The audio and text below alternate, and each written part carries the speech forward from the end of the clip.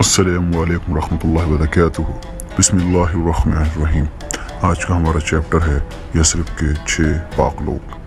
آئیے شروع کرتے ہیں۔ نبوت کے 11ویں سال کے حج کے موسم کا ذکر ہے کہ نبی صلی اللہ علیہ وسلم رات کی تاریکی میں مکہ شہر سے کچھ میل دور عقبہ نامی جگہ پر لوگوں کو باتیں کرتے سنا۔ اس آواز پر خدا کے نبی صلی اللہ علیہ وسلم ان لوگوں کے پاس پہنچے۔ یہ 6 آدمی یثرب یعنی مدینہ سے آئے تھے۔ ان کے سامنے نبی صلی اللہ علیہ وسلم نے خدا کی بڑائی اور اس کے جلال کا ذکر شروع کیا۔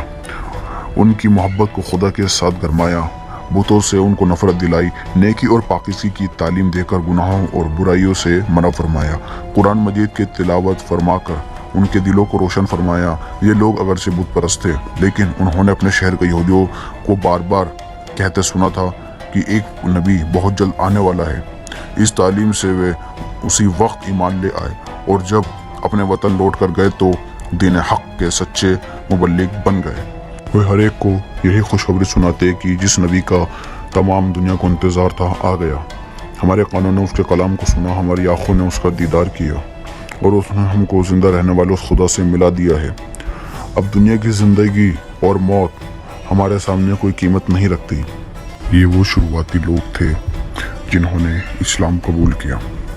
یہ لوگ یثرب یعنی مدینہ سے آئے تھے۔